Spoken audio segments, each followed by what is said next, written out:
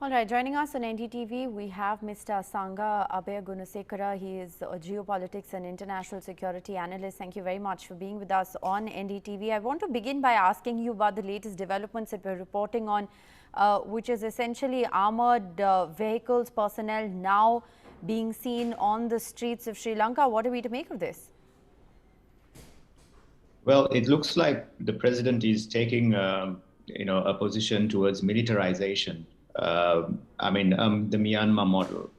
It's very sad. It matches all the patterns. Sri Lanka is moving towards basically from a crisis state to a fragile state, and a failed state. Basically, right now, because they could not protect, even the protest site, which was very symbolic.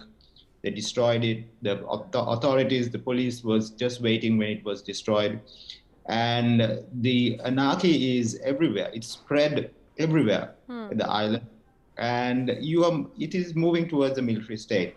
The option that the president had to step down, I think he is not considering that.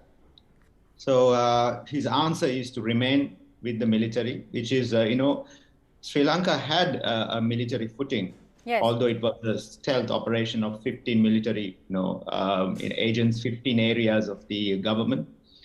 But it is sad that it is going towards, towards a military footing. I want to also ask you about these shoot-at-sight orders that were issued.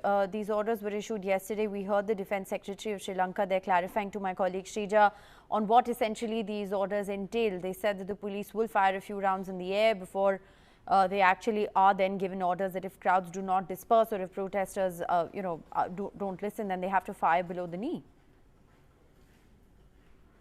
There is no guarantee in this, because if you start looking at it from 22nd of April, the Gazette notification sending the military to all the districts, then the state of emergency, then followed by this. This is to dismantle the protests, but you are using force to do that. And when you do that, what happens is they are not some people. I don't agree with that. They are all, you can see thousands of people. Their mothers, their children. There is everybody who is against Rajapaksas. They don't want to see the Rajapaksas.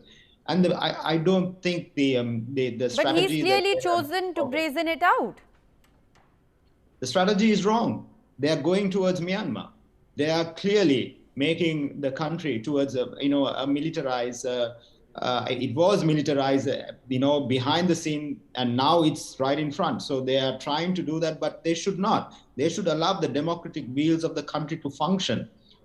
The interim government should immediately come with the new leadership as well as, for a few months and to stabilize. Because if you listen to the governor, he's saying if we don't have the political stability, you are going to have 12 hours of power cuts. Absolutely correct. Because you need political stability here. The international community should assist Sri Lanka right now. It should not become another Myanmar. And it is becoming a Myanmar.